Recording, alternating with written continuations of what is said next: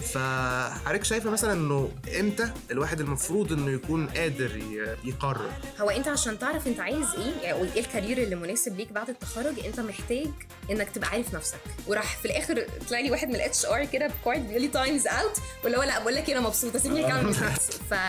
حكيم والله. انت مش هتعرف غير لما تجرب، فيهاب انك تجرب نفسك، انك تبادر وتجرب. قلت اساله، قلت له هو انت شاركت قبل كده في تقديم حفلات في مسرح؟ قال لي لا. قلت له طب شاركت في مسابقات القاء شعر؟ قال لي لا. قلت له طب سجلت في الاذاعه؟ قال لي لا برضو. اخر سنه في الكليه كانت سنه كده فيها ميكسد فيلينجز ما بين ان انت بتبدا مرحله جديده ومرحله بتنتهي خلاص، فاللي هو انت على بوردر لاين، ابص لقدام ولا ابص دلوقتي. هم فاكرين ان هم ساده، يعني هو فاكر ان انا ما بعرفش ابريزنت، ما بعرفش ابوس، ما بعرفش اعمل حاجه، ماليش لازمه. اهلا بيكم، معاكم شوقي ومعاكم ستار، وده فارماكاست.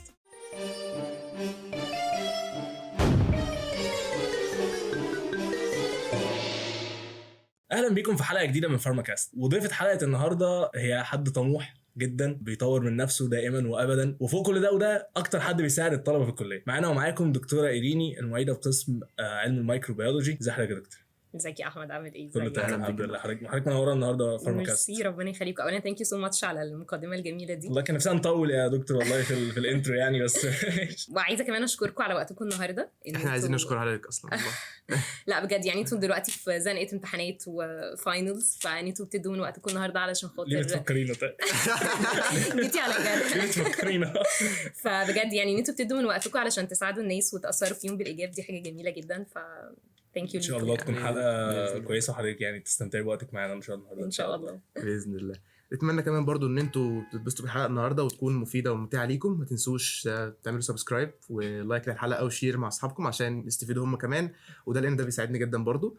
ما تنسوش تعملوا لنا لايك وفولو على صفحاتنا على السوشيال ميديا وكده، وتقدروا كمان تسمعونا على سبوتيفاي لو مش عايزين تتفرجوا على الحلقه على اليوتيوب. دكتورة عرفينا الأول عن حضرتك بشكل عام قبل ما تخشي الكلية أصلا، حياتك بشكل عام في الكلية كانت عاملة إزاي؟ سنينك في الكلية؟ أوكي. أنا قبل ما أدخل الكلية زي أي حد طالع من ثانوية عامة. تنسيق ولا حب؟ لا أنا على فكرة مجموعي كان يسمح لي أدخل الكلية اللي أنا عايزاها، يعني كان عندي وبتنتين أخش طب أو أسنان، يعني أي كلية. بس انا كنت متخرجه من المدرسه عارفه ان انا بحب البيولوجي. اختي كانت في كليه طب، فانا كنت عارفه المعاناه اللي هي فيها والاطباء بيتعبوا معانا فعلا ده حقيقي. فكنت بسال نفسي هل انت عايزه تتعاملي مع مرضى، عايزه تبقى كل حياتك كده؟ حسيت انه لا. فانا كنت عارفه اني بحب البيولوجي، بس ولا عايزه ادخل طب ولا عايزه ادخل اسنان، يعني مش حابه ان انا تبقى حياتي مع بيشنس يعني. ايوه بالظبط. فحسيت ان الصيدله هي الحاجه اللي في النص.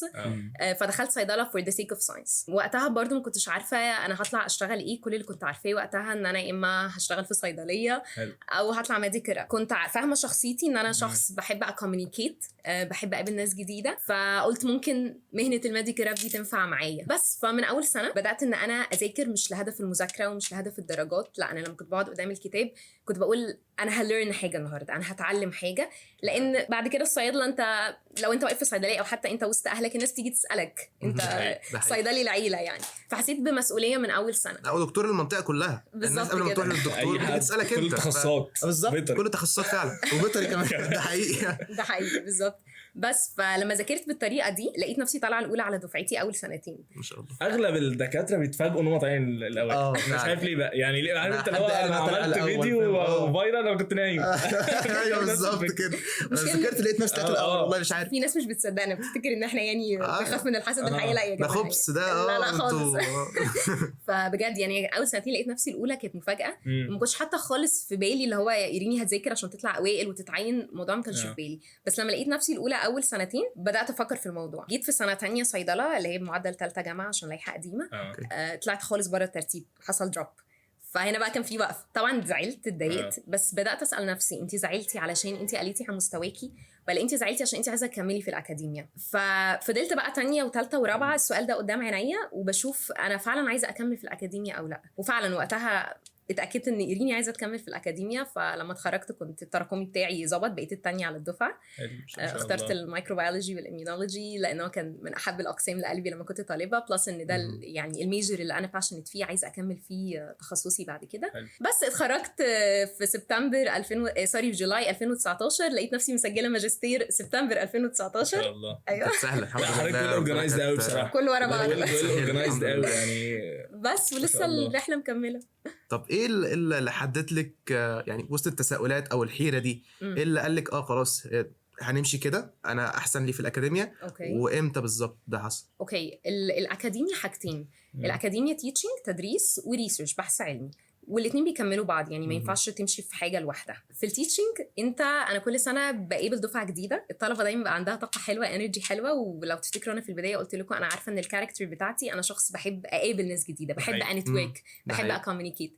فالاكاديميا بتوفر لي ده. الحاجه الثانيه ان لما انا كنت طالبه كان عندي مشكله لما كنت بطلع من سكشن او من لكتشر مش فاهمه، حاسه الدنيا متلخبطه، مش مجمعه حاجه، كنت بحس ان انا عندي مشكله. بس الحقيقه المشكله مش من عندي، هي المشكله ان الشخص اللي واقف بيشرح هو ما عرفش ان هو يوصل للليفل اللي انا استوعب منه المعلومه اللي بيقولها. المشكله الثانيه اللي كانت عندي لما كنت في الكليه ان انا كنت شخص بسال كتير جدا، ومش كل الدكاتره بترحب بالاسئله ولا كل الطلبه بصراحه. طبعا عايزين انجز يعني، عايزين نفطر بقى. ايوه بالظبط. بس فانا حسيت ان المشكلتين دول عشان انا عانيت منهم وانا طالبه، ان اتس ماي رول دلوقتي بعد ما اتخرج ان انا اعوض الطلبه عن الحاجه اللي انا افتقدتها لما كنت طالبه. جميل جدا. فالتدريس بالنسبه لي هو مش مهنه، التدريس بالنسبه لي رساله. هو ده باين جدا اصلا، حضرتك حاطه كوت على البالتو بتاع حضرتك كده question everything. بالظبط علشان اشجع الطلبه برضو. انا ممكن استقبل اسئلتك بس الطالب بيبقى محرج، انا خايف اغلس على الدكتوره، خايف ما تستقبلش اسئلتي، والحقيقه انا كنت بحرج من الدكاتره برضو. فالكوت اللي موجوده ورا دي هو ان انا اشجعك تعالى اسالني اي وقت.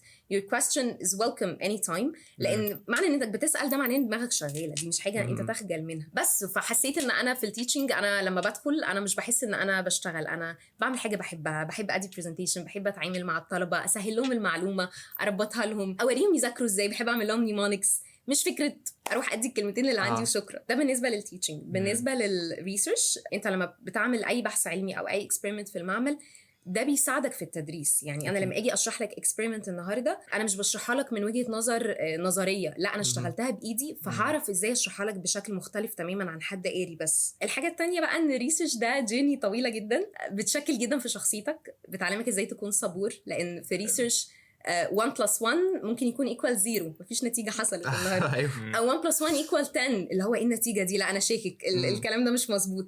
فطبعا انت بتستراجل، بتقعد وقت طويل جدا بتقرا في ريسيرش بيبرز، حياتك كلها بتتنطط. بالظبط. فهي يعني هي على قد ما هي بتكونسيوم كتير جدا من حياتك، بس فيها تشالنج ان انت لما تقعد في مشكله ممكن تقعد بالشهور بتحاول تحلها، بس في الاخر بتتحل، في لمبه بتنور، اللي هو انا حليتها، انا بروبلم سولفر. يعني متعه فيها متعه على قد ما هي هتغلس عليك. والله الدكتوره ضافت لها متعه بوجهه النظر دي بصراحه. ده حقيقي. هي فيها متعه بس برضه هي هتغلس عليك. يعني تخيل مثلا انا كان عندي مشكله في الماسترز قعدت فيها سنه بحاول احلها، اللي هو يعني ايه بقى يا جماعه بقى اتحلت الحمد لله. احنا اللي هو لو مساله في السكشن فاهم غلست عليها شويه، يا عم نشوف حد حللها ونقرا. بالظبط، هي عايزه طولة بال. فانا يعني عشان اسام اب اللي قلته ليه اخترت الاكاديميا بتفيد الكاركتر بتاعي سواء التيتشنج او الريسيرش. في ناس كتير بتفضل فتره طويله لسه مش محدده هي عايزه ايه لحد مثلا بعد التخرج تمام، او لحد اخر سنه. فحضرتك شايفه مثلا انه امتى الواحد المفروض انه يكون قادر يقرر؟ هو انت عشان تعرف انت عايز ايه، يعني وايه الكارير اللي مناسب ليك بعد التخرج، انت محتاج انك تبقى عارف نفسك، يبقى يكون في سيلف اويرنس. يعني زي ما بقول لك انا عارفه ان انا شخصيتي بتحب ان انا اتنطط، بحب اكوميونيكيت، فمثلا اي كارير مثلا اوفيس بيزد ما ينفعنيش. لما كنت بنزل مثلا صيدليه بالنسبه لي 4 حيطان ادويه في كل مكان، لا انا مخنوقه، انا ما اقدرش اقعد في مكان. فانت لو فاهم شخصيتك كويس وعارف انت ايه ميولك، ايه الانترست بتاعتك، ايه اللي يناسبك، انت مثلا بيشنت اورينتد عايز تتعامل مع بيشنتس، يبقى تمام فكر في مجال الكلينيكال او في الصيدليات. لو انت مش بيشنت اورينتد بفكر في كاريرز تانية. فهي الفكره كلها في السيلف اويرنس، انت عارف نفسك كويس ولا لا؟ ولو مش عارف ابدا بقى شارك، سوشيالايز، كوميونيكيت مع الناس، شارك انتوا كطلبه عندكم كميه اكتيفيتيز تقدروا تشاركوا فيها في سنين الكليه رائعه، دي بتساعدك جدا انك تعرف نفسك، تعرف انت شاطر في ايه، انت بتحب ايه مش ماشي معاك. فهي الفكره كلها في السيلف اويرنس. طب حضرتك ايه الانشطه اللي عملتيها بقى فتره الكليه يمكن ساعدت شويه في اكتشاف مين دكتوره ايرين؟ اوكي، انا اول ما دخلت الكليه، عشان انا كان ليا اختي اكبر مني ب3 سنين في كليه طب، فكان وقتها بادئ سيف بروجكت. سيف بروجكت للناس اللي ما تعرفوش، بروجكت بداوا طلبه من كليه طب بيقدم الاسعافات الاوليه. فهي وقتها كانت يعني في الاكاديميك كوميتي، فقالت لي تعالي شاركي از بارتيسيبنت، شوفي احنا بنعمل ايه. فهي البدايه صراحه ترجع لاختي. فرحت وقتها كانوا بيقولوا سيفل ورك مش سيفل ورك. طبعا دلوقتي السيفل ورك مفهوم يعني باين مفهومه للناس، كنت وقتها لسه طالع جديد بالنسبه لنا، فما كنتش فاهمه. فرحت ولقيت ناس بتعمل برزنتيشن، في ورك شوبس، في تيمز، بتعرف على ناس جديده. والحاجه اللي طلعت منها من سيف طبعا غير الاستفاده العلميه، ان في الاخر خالص كده في زي ورقه زي فيدباك بيجي لك من الاتش ار، هو مراقبك في كل خطوه من اول الانترفيو لغايه انت كنت بتشارك ازاي على مدار السيشنز. لحد اصدقائي اللي كانوا شاركوا في البروجكت ده كانوا بيبعتوا لي الليتر دي، كانت بتبقى بالظبط بتفيلمي وذ يعني جوي يعني. بالظبط الورقه دي بريشس جدا. الورقه دي بتعرفك حاجات عن نفسك انت مش واخد بالك منها. يعني حد بيتابعك بيديك فيدباك عن كل حاجه، انت كنت شاطر في ايه وايه الحاجات اللي انت محتاج تشتغل فيها. هو بيتابعك كنت مش واخد بالك اصلا، فانت بتبقى عايش دورك، بتحس نفسك، انت بتعيش نفسك، بتتعامل بتلقائيه، ومش طول ما انت حاسس انك مونيتورد بتتغير شويه تصرفاتك، بتعدل انت في تصرفاتك بحيث انها تفت مع المونيتور اللي بيراقبك. بالظبط. بس انا وقتها ما كنتش اعرف ان او هم ما كانوش قايلين ان احنا محدش بيبقى كله بيبقى على طبيعته، وكله بيبقى تلقائي جدا، فبتلاقي فيدباك صادق عن طبيعتك فعلا. بالظبط. فهي كانت البدايه عند سيف، وانبسطت جدا، عرفت حاجات عن نفسي. يعني انا فاكره كويس قوي يوم الفاينل بروجكت كانوا طالبين مننا برزنتيشن، كنا شغالين كتيم. وقتها انا كان دوري كنت بكولكت انفورميشن، ما كنتش بريزنتر. وبعدين جم يوم البرزنتيشن فاجئونا قالوا لنا كلكم هتعملوا برزنتيشن. اللي هو ايه ده؟ انا اصلا ما بحبش اطلع برزنتيشن وانا مش بريبيرد. اللي هو لا، ادوني فرصتي وفاضل 10 دقايق وهتطلعي تتكلمي. اللي هو هنلم الدنيا. بس هنلم ورق الامتحان.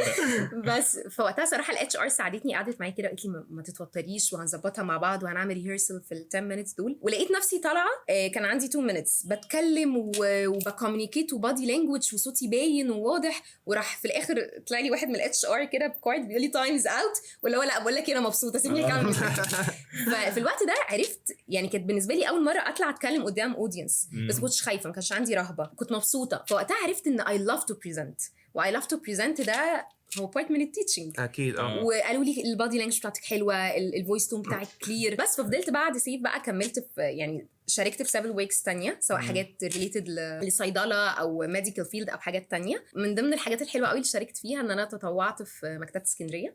مكتبه اسكندريه من الاماكن اللي فعلا غنيه جدا باوبورتيونيتيز. انصح اي حد من الطلبه ان هو يشارك فيها. ليه؟ لان انت لما بتروح تتطوع انت مش مجرد فالنتير، انت بتعمل حاجه وفي واحد زيك بالظبط بيشتغل بيعملها، فانت كانك في شغل. الناس دي ما بتهزرش، انت بتتعلم الشغل على اصوله. فانا تطوعت هناك، كنت تور جايد فالنتير، كنت مرشده. بعمل جولات ارشاديه للمصريين وللسياح، كنت بالعربي وبالانجلش. كانت تجربه صراحه رائعه. يعني انا كنت داخله بس ان انا بجرب حاجه انا بحبها، لقيت نفسي بطلع VIP تورز، لقيت نفسي جاي لي جوب اوفر، فلا كانت اكسبيرينس حلوه جدا. طب يعني حضرتك طالعه الاولى واليوم اصلا غالبا مشغول في سيفل ورك وحاجات تانية، يعني كنت ذاكري امتى بقى؟ بص انا الحاجات يعني البالانس ده بالانس رائع بصراحه. هو البالانس مطلوب، بس انا كانت اغلب الاكتيفيتيز اللي كنت بعملها كانت في الصيف او في بدايه الدراسه. كنت دايما اجي وقت الفاينل اكزامز انا معسكره. بص هو عشان برضو الناس تبقى فاهمه فكره البالانس ايه. البالانس انت مش هتفضل طول الوقت الدنيا بالانسد مثلا 20% في كل حاجه، لا. انت عارف ان انت في خلال الدراسه مثلا في الاول انت بتحضر محاضراتك مثلا والسكشنز بتاعتك وبتتعرف على المنهج وبتعلم وبتاخد نوتس وبتعمل شويه اكتيفيتيز. نفس الكلام في النص هاديه شويه مثلا في الاول. في الاخر بقى يعني وقت الفاينلز انا كنت شخص بعسكر، لا يا جماعه مش هعمل حاجه دلوقتي غير ان انا هذاكر. انا طول السنه بلعب تقريبا يعني فهي الفكره انت هتنظم وقتك ازاي. في الاخر خالص بيعمل لك البالانس الكل. يعني اخر السنه بتطلعي كسبانه من كل النواحي صراحه ان شاء الله. يعني حاجه كويسه جدا كده. حضرتك خلال فتره الكليه باين قوي ان شخصيه ويل اورجنايزد، فاهمه نفسها، بتحب تطور نفسها دايما وكل شويه. بعد الكليه بقى يعني لسه مكانه في تطوير مثلا السكيلز عندك، اتعلمت سكيلز اجدد، حاجات اكتشفت حاجات اكتر؟ اوكي. بعد الكليه الاكاديميا بتاخد كل حياتك يعني بتتسحب كده خلاص. فانا بعد ما يعني انا اول ما اتخرجت على طول التيتشنج بيبقى في تحضيرات عندنا مثلا في اللاب، بيبقى في شغل الماسترز سواء براكتيكال او محاضرات، في مذاكره، في امتحانات. فمش هضحك عليك، كنت اول سنتين كونسيومد جدا وكنت حاسه ان انا حياتي بتتسرق مني. بس بعد كده اخدت وقفه اللي هو لا يعني هي فين ايريني بتاعت الاكتيفيتيز وان هي بتتنطط وبتروح وبتيجي. الحاجات طبعا اللي انا بطورها until now سواء حاجات related للتيتشنج او للريسيرش لان ده الكارير بتاعي لازم طبعا ابقى مركزه فيه. بس حسيت ان انا برضو لازم يبقى ليا الحاجه بتاعتي الحاجه اللي انبسط بيها وابسط بيها اللي حواليا. السنه اللي فاتت في سبتمبر بدات فارماسي توكس للناس اللي ما تعرفهاش هو بودكاست بنستقبل فيه صيادله من مختلف المجالات علشان يكلمونا عن المجال المتخصصين فيه ويجايد الطلبه والخريجين ايه هي المجالات اللي موجوده يعرفوهم او ينقل لهم صوره واقعيه للي بيحصل ينقلوا خبراتهم وتجاربهم لان ده فعلا بيساعد ان الطالب يبقى عارف ايه اللي بيحصل في سوق العمل ايه الماركت نيدز هو محتاج يحضر نفسه ازاي. ففارماسي توكس زي ما هي جت علشان تساعد الطلبه هي جت عشان تساعدني انا كمان. تساعدني انا كمان ازاي ان زي ما قلت لك من الاول خالص انا بحب ايه كوميونيكيت بالظبط تعرف على ناس جديده بالظبط فانا بدات ان انا اتعرف على ناس جديده. انا اول ما اتخرجت انا كل دايرتي دكاتره جامعه لا انا بقيت اتعرف على صيادله مختلف المجالات في ناس منهم بقوا صحابي في ناس منهم بوصلهم بالطلبه لما بيحتاجوا مساعده. فكمان لقيت نفسي ان انا علاقتي مع الطلبه مش مقتصره على الكليه وبس انا عايزه اكمل معاهم رحله ما بعد التخرج ان يفضل الكونكشن ده موجود ان انت لو محتاج جايدنس محتاج سبورت محتاج كونسلنج الناس دي موجوده عشان تساعدك. وطبعا بقى فارماسي توكس انت بتتعلم سكيلز بقى سواء حاجات في الماركتينج حاجات في الاديتنج حاجات في الكوبي رايتنج طبعا كبرودكشن طبعا بس كده هنسيب لكم لينكات فارماسي توكس في الديسكربشن تنسوش برضو مفيده جدا بصراحه الفولو للبيجات واليوتيوب كل الحاجات دي. بالمناسبه برضو خلوني اعلن عن حاجه اكسكلوسيفلي النهارده للفارما كاست. حلو جدا. احنا فارماسي توكس ان شاء الله احنا ماشيين سيزونز فاحنا سيزون 1 خلص ففي سيزون 2 احنا عاملين يعني الاسبوع ده هينزل كول على الصفحه ان احنا حابين نكبر عيلتنا فهيكون في كول سواء لطلبه او لخريجين ان هم يكونوا ممبرز معانا. عظيم. فطبعا دي فرصه حلوه جدا للطلبه ان هم يقدموا وما تقلقوش احنا هنبدا في الصيف عشان احنا دلوقتي عارفه الطلبه معسكره عشان الامتحانات بس ما تترددش ان انت تقدم لان هي فعلا هتبقى فرصه حلوه قوي ان انت تتعرف على صيادله من مختلف المجالات لان موضوع النتوركينج وانك تبقى عندك كونكشنز مهم جدا يحتاجوا فعلا ده اساس الحياه هيوفر لك فرص لن تتخيلها حقيقي. فانت مش مجرد بتسمع عن كارير من ورا السكرين لا انت بتتعامل مع الناس دي. النتوركينج انت لو مجهود 10 سنين ممكن تختصره لك في سنه. بالظبط ده حقيقي جدا جدا صح. ايه بقى نصيحتك للطلبه مثلا خلال سنوات الكليه يعني غير ان هم انت حضرتك قلتي يشاركوا في اكتيفيتيز نططوا ويروحوا ويجوا كده يعرفوا نفسهم انت جبت على كل حاجه بس برضه لسه السؤال بتاع البالانس اللي ما بين الحياه لانه اغلب الطلبه بقى مش بس بيكون عندهم موضوع الاكتيفيتيز والدراسه بس في طلبه كتير بتبقى شغاله في نفس الوقت فازاي ان هو ممكن يجيب بالانس ما بين الشغل اللي هو غالبا مستمر معاه في ايام الدراسه وبعد كده يجي في الصيف بدل ما يبقى بيشتغل وبيروح اكتيفيتيز وبيعمل حاجات هو بيحبها وبتاع. دايما المواهب بتتدفن في الطريق ده بصراحه. الشغل والدراسه فغالبا المواهب بتروح كده بعيد محدش بيكسل في مواهبه خالص. طيب هو انت محتاج في الاول ان انت تحدد اولوياتك. يعني انت لما هتخش الكليه لو واحد عايز يطلع اوائل دفعه ده هيبقى البالانس بتاعه مختلف خالص عن اللي عايز يطلع بجيد. انت لازم تحدد اولوياتك. في حد بتبقى اولويته لا انا عايزه اشتغل اثناء فتره الكليه وكده كده الشغل هيجي يعني ما تستعجلوش على الشغل هو هيجي. بس في ناس بتحب تسبق بتبقى محتاجه ده في حياتها فانا طبعا ما اقدرش اتكلم في حاجه زي ده. فانت لازم تحدد اولوياتك وطول ما انت محدد اولوياتك وحاطط مثلا ان انت خلاص لو طلعت بجيد انت كده مبسوط وجنبها انت بتعمل اكتيفيتيز بتاعتك او بتعمل الشغل فخلاص انت حققت البالانسد ايكويشن اللي انت محتاجها اللي مناسبه ليك. لان انا ما اقدرش اقول لك لا انت لازم تذاكر ولازم تطلع بامتياز لا هو كل واحد ليه حياته كل واحد ليه ظروفه كل واحد ليه لايف ستايل المفروض يمشي بيه. مش المهم انك تعمل اللي غيرك عمله او النظام اللي المفروض او اللي يقال عليه النظام الصح. الصح انك تعمل النظام اللي يناسبك انت. بالظبط كده صح مظبوط جدا. بس حكيم والله. فحته المواهب هي حاجه بتساعدنا ان احنا نطلع طاقه حاجه بتخلينا ازاي نكتشف مواهبنا. طيب يعني في ناس كتير ما بتبقاش عارفه بجد تكتشف مواهبها ويبقى هي ممكن يكون عنده موهبه في حاجه بس هو مش عارف يسميها غالبا مش عارف يديها التايتل عشان يعرف يطورها. اوكي سؤال حلو جدا. اكتشف موهبتي ازاي؟ همشي معاك في طريقين. الطريق الاولاني ان انت لازم تبقى شخص عندك مايند سيت انك تبقى انيشيتيف تبقى شخص بيبادر يعني تجرب نفسك في حاجات مختلفه. يعني زي ما دلوقتي الاهالي بيعملوا مع اولادهم الصغيرين اخليه يشارك في مثلا في حاجات ليها علاقه بالميوزك اخليه يشارك في حاجات ليها علاقه بالرياضه. جرب نفسك. دلوقتي بقى في حاجات كتيره جدا ممكن يعني انا نفسي اجربها في يوم من الايام. لسه كان معايا ستودنت دلوقتي عارفه ان هو بيلعب رمايه ففي ناس بتلعب فروسيه. الحاجات دي جديده او موجوده بس احنا مش واخدين بالنا منها. انت مش هتعرف غير لما تجرب. فيهاب انك تجرب نفسك انك تبادر وتجرب. بعد ما تجرب نفسك في ان كانت ايه الموهبه دي، ابدا طلعها للنور، ابدا وري الناس انت بتعمل ايه، ابدا خد فيدباكس، ده بيبسطك وبيبسط اللي حواليك. وبعد كده او within الخطوتين دول ابدا ان انت تطور منها. اطور منها ازاي؟ ان انا بقى براكتس اكتر. the more you practice the more you develop. لو في بقى كورسات، في تمرينات او حاجات معينه، ده طبعا بيساعد. فده اول طريق، ان انت بتجرب حاجات مختلفه، بتطلع موهبتك للنور وبتطور منها. الطريق التاني ان حد ممكن يقولك انا اصلا مش عارف ابادر في ايه، يعني مفيش اي حاجه في دماغي، ابادر في ايه؟ يعني في ناس بتبقى فاكره نفسها نازله ساده، يعني هو يقول كده احنا نازلين بلا مواهب. انا ما عنديش موهبه. على فكره اغلب الناس كده، اصل انا مش موهوب. الناس فعلا نازله ساده ولا مش عارفين؟ هم مش عارفين. طب انا اعرف ازاي؟ ابدا ان انت ركز في الفيدباكس اللي بتتقالك، شوف الناس حواليك بتقولك انت شاطر في ايه، ولو مش بيقولوا لك ابدا ان انت اسالهم وانت تفتكر موهبتي في ايه. وطبعا السؤال ده مش هنساله لاي حد، يعني نساله للناس اللي احنا بنثق فيها، لدايرتنا القريبه، الناس اللي عارفينا. وعايزه اقولك ان دي حاجه انا بحب جدا اعملها مع الطلبه. يعني احكي لك موقف حصل قبل كده. احنا عندنا في الباثولوجي بنعمل برزنتيشن للطلبه وبعد كده بنديهم فيدباك.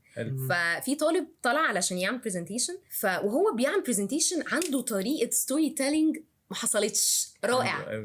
انا قلت الولد ده وقف على مسرح قدم حفلات.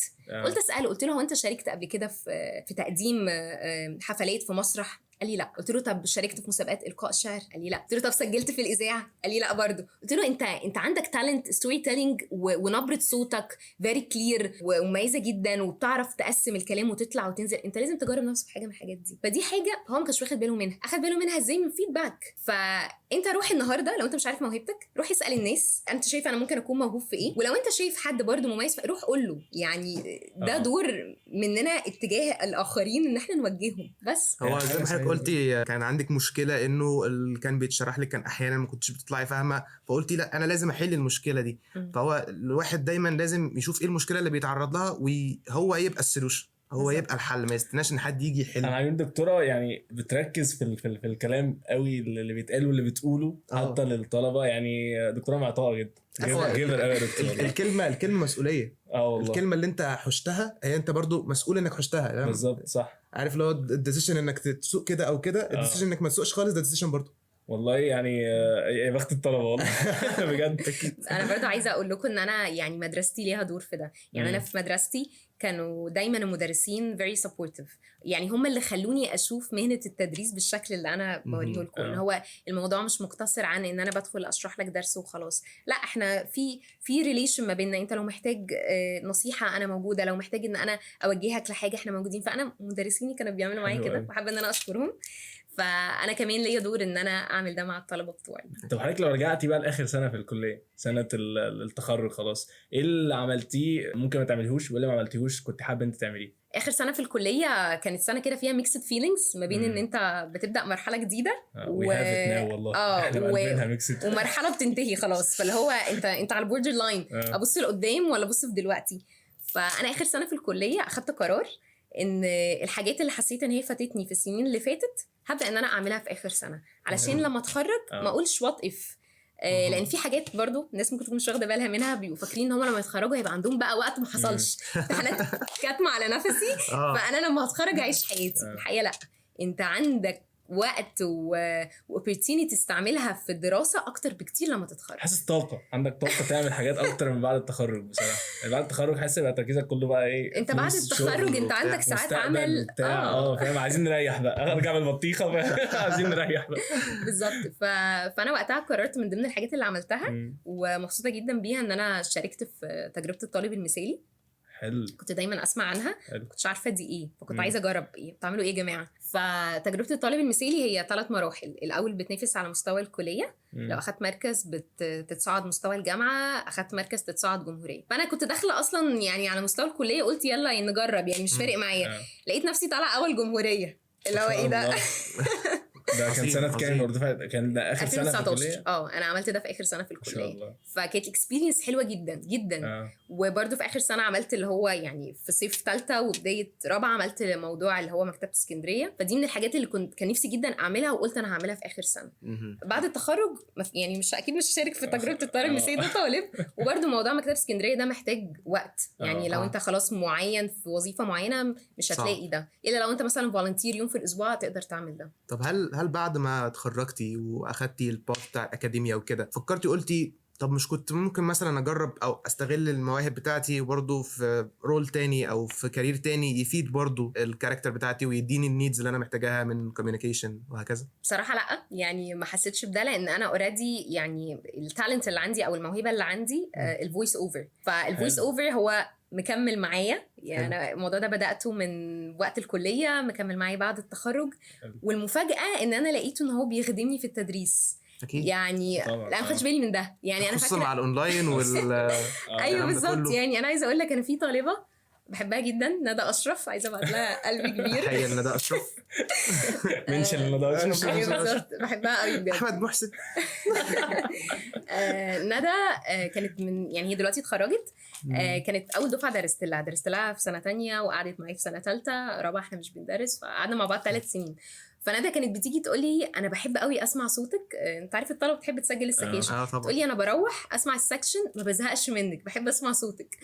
بلس ان انا كنت بنزل كمان انجلش سكشنز للانترناشونال ستودنتس، كنت ببقى منزلاه، كان بيبقى اكسسبل للناس كلها، بس هم الطلبه الاجانب هم اللي بيخشوا يسمعوا. فندى كانت تخش تقول لي دكتور انا دخلت سمعت الانجلش سكشن بتاعك، انا بحب قوي الفويس اوفر. حلو. فانا مش متخيله يعني انا الفويس اوفر ده حاجات تسجيل في الاذاعه، مش متخيله ان هو كمان هيخدمني في شغلي، ان انت تبقى تون صوتك بيشد اللي قدامك، ان انت بتعرف تطلع وتنزل عشان قدامك ما يزهقش، ده نوع من انواع البرزنتيشن سكيلز. فهو كله بيخدم على بعضه، هي صحيح. دايره كده وفي الاخر بتقفل. صحيح. هو اي شغل مش بس محتاج تكنيكال سكيلز، محتاج سوفت سكيلز ودي ناس بتتوه عن ناس كتير. بيقول لك خلاص انا شاطر في الصيدليه مثلا، هم فاكرين ان هم ساده، يعني هو فاكر ان انا ما بعرفش بريزنت، ما بعرفش فويس، ما بعرفش اعمل حاجه، ماليش لازمه. في برضه كونسبت بتاع انه الموهبه مش كل المواهب بتنزل بيلت ان في الشخص، انت ممكن تتعلم موهبه عادي، انت ممكن تتعلم الموهبه الجينات، يعني معلم الموهبه انت ممكن لو حطيت في دماغك انا عايز ارسم، انت مش موهوب في الرسم، ما حدش فينا موهوب في الرسم،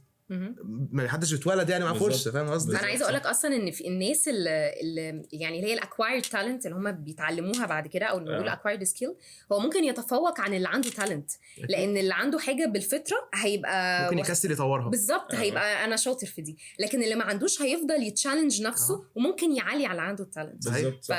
يعني كل حاجه ممكنه، it's never impossible يعني. حتى اللي شايف نفسه ما عندوش تالنت وشايف ان فيه والله انا التالنت دي مستهوياني عجباني عاجبني شكلها بالظبط، المجال ده لو فاهم فيه 1% حب ليه يروح يجرب يعني. الدكتور قالت فعلا خليك انيشيتيف، دي نقطه مهمه جدا، وفكره السيلف اويرنس بصراحه رائعه يعني، دي اساس كل حاجه رائعة. بجد بتريح والله، فانا ارتحت بعد ما سمعت السيلف اويرنس. صحيح، جميله جدا. طب هل الاكاديميه هي بس اللي بتسحب كل الوقت كده؟ هل هل المجالات التانية اكيد من دايره معارفك في ناس شغاله في مجالات تانية كتير وقتهم برضو مسحوب زي المجال الاكاديمي ولا اقل ولا اكتر؟ انت ممكن نقسم الكاريرز لحاجتين، هتلاقي في كاريرز تايم فريمد، يعني انت بتروح شغلك من الساعه 8 للساعه 2 او 5 مثلا وشكرا. فين ده والله العظيم انا نفسي. فانت هتلاقي في كاريرز معينه من كذا لكذا وخلاص، بتروح وقتك بتاعك محدش يكلمك، وفي ناس هي بتختار كده، بصراحه ده احلى حاجه في الدنيا. في الاكاديميه مفيش كده، انت 24 hours شغال. اي ثينك مثلا في السيلز بيبقى كده، بس انت بيبقى يعني مطلوب منك ان انت تظبط وقتك according للفيزيتس، هتروح ازاي، ممكن يطلب منك ابدا اعمل لنا سيلز ريفيو، بيبقى في ميتينجز برضو، بتوع السيلز تعبانين يعني. فيعني مش هقدر اكلمك عن كل الكاريرز، يعني اصحاب الكاريرز دول هم اللي يقدروا يتكلموا عنها احسن مني. بس اقصد يعني من وجهة نظرك او من حضرتك يعني عندك نتورك شخصيه جدا. من وجهة نظري ان بص مفيش كارير هتلاقيه 100% بيرفكت، كل كارير فيه مميزاته وعيوبه، بس انت هتقبل ايه وهتتغاضى عن ايه، هي باكج على بعضها. فانت بتشوف ايه الحاجات المميزات اللي خلاص هتخليك مش مركز مع الحاجات اللي بتضايقك. يعني عايز اقول لك برضو احنا في الاكاديميه في حاجات بتزعلني، في مثلا حاجات شغل اداري، تبديلات الطلبه، كشف الغياب، وبنقعد نندي الحاجات دي غلسه جدا على فكره. تصحيح الامتحانات، انا ما بحبش تصحيح امتحانات. طب ما نعملش امتحانات، طب ما نلغي الامتحانات. فعايزه اقول لك دي يعني الحاجات الورقيه البيبر ورك والاداريات دي انا ما بحبهاش خالص، بس it's part of my job ف I have to do it. بس ايه اللي بيعوضني ان انا بعمل حاجات تانية هي اللي واخده الابر هاند، هي اللي بتبسطني او هي اللي بتهون عليا. ده هو اي كارير كده، هي benefit risk ratio، انت اللي هتختار كفة الميزان رايحه لايه. طيب دلوقتي انا فرضا جربت حاجات كتير فعلا، وقضيت فتره الكليه كلها في سيلف اويرنس، حبيت اعرف نفسي وجربت وتعلمت سكيلز كتير وهكذا، ولقيت في الاخر ان انا انفع في كذا حاجه وبحبهم كلهم، اوكي فانا دلوقتي مضطر بعد التخرج ان انا ارسى في كارير واحد منهم واكمل فيه واستغنى عن الباقي، بس انا مش عارف استغنى عن مين او اقرر اركز في ايه. اوكي اعمل ايه ساعتها؟ انت هتحاول في الاول ان انت ترص كده الاوبشنز كلها اللي انت بتفكر فيها وتشوف انت ميال لايه. يعني لو حسيت ان حتى اعملها بسكيل ببرسنتج سكيل. انا ميال لهم كلهم. الفكره ان كل حاجه ليها برضو منافعها هي وضرورتها. اوكي ابدا في اي حاجه منهم. يعني لو انت بالنسبه لك الاربعه او ايا كانت الاوبشنز اللي قدامك كلها متساويه، مع ان هي انت ممكن على فكره تكمبير بطرق مختلفه. يعني الكارير اللي بتختاره مش بس ان انت بتبص له من ناحيه انا حابب ايه، انت برضو هتبص لحياتك، اسلوب حياتك هيبقى عامل ازاي، السالري، الانكم. الشباب بيفرق جدا معاهم الموضوع ده اصلا اختار على اساس والبنات والله بالظبط. ممكن الموضوع ده يبقى كريتيكال اكتر عشان انتوا عايزين تتجوزوا يعني انا هم ما يتلم بس فانت ممكن يعني انت ممكن عشان انت بس مركز انا بحبهم كلهم بس مش مركز في الفاكتورز التانية، فاكتور اللايف ستايل بتاعك، السوشيال لايف بتاعتك، السالري، كل الحاجات دي مهمه. فحاول ان انت تحط كده فاكتورز وتحط برسنتج لغايه ما تحس ان في حاجه واخده الابر هاند وابدا فيها. لقيت يا سيدي ان كله ايكوال ابدا بقى اختار واحده. هي دي فيديو هبدا بده بس ابدا، لان انت لو فضلت حاسس ان انت زي ما بتقول كده في باراليسيس مش هتفضل قاعد. انا خايف ابدا لو تطلع انا خايف ابدا ولا ضيعت وقت في وقت لا ليه مش هتعرف ترجع؟ بالعكس هي بقى الفكره ان انت تاخد قرار وتبدا وتجرب نفسك وتشوف، وابدا كده اعمل اناليسيس بعد 6 شهور ايه الاخبار، مبسوط ولا لا. بعد سنه انا عايزه اقول لك في ناس مثلا بتقعد 3 سنين في كارير معين وبعدين بتحس انه خلاص انا اتعلمت كل حاجه، انا جبت اخر الكارير ده، وهو ده فعلا اللي بيخليك 3 سنين في 3 سنين الكارير اللي بيخلص بسرعه ده يخلص جبت اخره ده كل حاجه وبدات اكتشفت حاجه تانية. ف you will never know until you try، وان انت تدي شويه effort وشويه مجهود وتشوف لا انا عايزه اكمل في الحته دي او لا انا عايزه اجرب حاجه تانية. وعلى فكره انت ممكن تمشي حاجات parallel، بمعنى يعني مثلا احنا مثلا في الكليه هنا بنفتح انتداب في الاقسام، فبتلاقي مثلا حد مثلا شغال في كارير معين ويجي هنا ينتدب يوم في الاسبوع، فهو هم مشى حاجتين parallel. هي حد كان بيفكر في التيتشنج وفي نفس الوقت هو عايز يجرب حاجه تانية، مش عايز يبقى بيتيتش بس، وبيشوف هو عايز هينفع ولا مش هينفع. ممكن يكتشف انه لا، ممكن يكتشف انه فيبدا مثلا لو هو whatever شغال في ايه يبدا يسجل ماسترز عشان يقدر ان هو يلاقي بوزيشن مثلا في برايفت يونيفرسيتي، والدنيا بتمشي. فانت يعني ما تفكرش في حته انا لو مشيت في كارير واحد هكنسل التاني، لا انت ممكن تدخل حاجه بارلل. طبعا الموضوع يختلف من كارير للتاني، ان انت ممكن في يوم في الاسبوع تعمل حاجه تانية. في ناس بتلاقيها اصلا بتنزل مثلا صيدليات وبتشتغل حاجه تانية. انا اعرف حد مثلا شغال ميديكال راب وفي نفس الوقت بيدي بيولوجي ليسنز وبيروح مدرسه، شغال في 3 مع بعض. ف you can do it. يعني ما تحطش في دماغك ان هو واحد وبس، انت واحد وبس ده اللي هيبقى عارف هو عايز ايه. يعني انا عارفه ان هي اتس اكاديميا، هو ده اللي انا عايزاه، فانا مركزه في التيتشنج والريسيرش. حد تاني لسه قدامه اوبشنز، لا جرب نفسك لحد ما تكون واثق ان هو ده اللي انا عايزه. اوكي بس يعني ما اخافش ان انا اضيع وقت في حاجه غلط؟ حتى لو ضيعت وقت في حاجه غلط خد قرارك بسرعه انه اتس تايم اني اشفت الحاجه تانية. يعني ما تقولش ان انا قعدت 10 سنين وبعدين ادركت انه لا. ماشي، هو 10 سنين ده رقم بصراحه كتير، ده عمر. انا عايزه اقول لك انا لسه كنت سامعه ستوري حد كان نفسه جدا يبقى ريسيرشر وقعد لحد سن ال40 شغال في صيدليات وبعدين بدا يسجل ماسترز. اتس ليت بالنسبه لنا او في نظرتنا اتس ليت، بس هو ما وقفش عند ده، هو بدا يكمل وخلص ماسترز وخلص دكتوراه، فعمل اللي هو عايزه. فهي الفكره انك تلحق نفسك بسرعه، انك يعني مركز. اخد بالي، اعمل زي ما حضرتك بتقولي كده حاجه بشكل دوري كل كام شهر كده، طب ايه الاخبار، انا عامل ازاي، انفع ولا لا. ولو عرفت تدخل حاجات حتى لو يوم في الاسبوع حاجه تانية اعمل ده علشان ده هيساعدك تعرف ده ولا ده ولا ده. طب لو العكس بقى، اللي هو لو العكس بقى، لو انا ما جربتش خالص، فاتتني بقى الحاجات بتاعت ستودنت اكتيفيتيز دي خالص، فجربت مثلا مجال واحد اللي هو which is صيدليات غالبا واحنا طلبه لسه بقى هطلع اكتشف. طيب لسه هعمل سيلف اويرنس كده في الطريق وانا طالع. اوكي بصي، هي الستودنتس اكتيفيتيز برضه عشان الناس تبقى فاهمه، الستودنتس اكتيفيتيز مش كل حاجه. يعني في ناس شاركت في ستودنتس اكتيفيتيز وبعد ما اتخرجت قالت لك انا ضيعت وقت، انا كنت ممكن استفيد بوقتي ده في حاجه تانية. ودي على فكره كلام انا سمعته من صحابي. يعني انا كان لي واحده صاحبتي كانت فيري اكتيف وهي انترستد في ريسيرش، فقالت لي انا كنت اولى ليا ان انا كنت انزل في لابس مع دكاتره واتعلم ريسيرش تكنيكس، واول ما اتخرج اقدم على ماسترز، وحسيت ان ستودنتس اكتيفيتي دي ضيعت لها وقتها. فهي وجهات نظر، انت لازم تبقى عارف. يعني لو انت حسيت انك ضيعت الستودنتس اكتيفيتيز او دي مرحله فاتتك في حياتك، اسال نفسك، ما تبصش على فريم الستودنت اكتيفيتي. بص على انت ايه اللي فاتك جوه الستودنتس اكتيفيتي. فاتك الكونكشنز، ولا فاتك انك تعرف نفسك، ولا فاتك الانفورميشن اللي بتتقدم، ولا فاتك ايه بالظبط. وعلى اساسه ابدا ان انت عوضه. يعني لو انت فاتك كونكشنز فانت يو كان كونكت اني تايم، سواء بقى في شغلك، سواء في اكتيفيتيز. دلوقتي في اعمال تطوعيه، في حاجات على فكره في الستودنتس اكتيفيتيز بيحتاجوا جرادويتس ان هم ييجوا ويدوا سيشنز. يعني انا بعد ما اتخرجت بروح مثلا مع EPSF بعمل معاهم سيشنز، مع ان انا مش ستودنت، بس انت تقدر تعمل ده وانت جرادويت. فاتك السيلف اويرنس، دي حاجه مهمه. دي حاجه مهمه، دي محدش هيقول لك ازاي تكتشف نفسك، بس لازم تبقى مركز مع نفسك. اسال اللي حواليك انت شايفني ازاي، انا ايه الحاجه اللي مميزاني، ايه الحاجه اللي محتاجه اشتغل عنها. عايز تروح تعمل كونسلتيشن، لو انت مش عارف ايه الكارير بتاعك دلوقتي، في حاجات بتبقى كارير كونسلر، في ناس متخصصه في الحته دي وبيعملوا اسسمنت. بس دي عايزه مرتب، دي عايزه مرتب شهر عشان سيشن دي. لا خالص، ده هي يعني هي بتروح بتعمل زي في حاجه اسمها 1 to 1 سيشن، او ممكن تبقى في جروب. طبعا 1 to 1 بتبقى اغلى يعني. بس انا بالنسبه لي دي لا تساوي قصاد ان حد يجايد يو انت ايه اللي يناسبك، ايه اللي انت شخصيتك ايه. احنا بنحتاج جايدنس.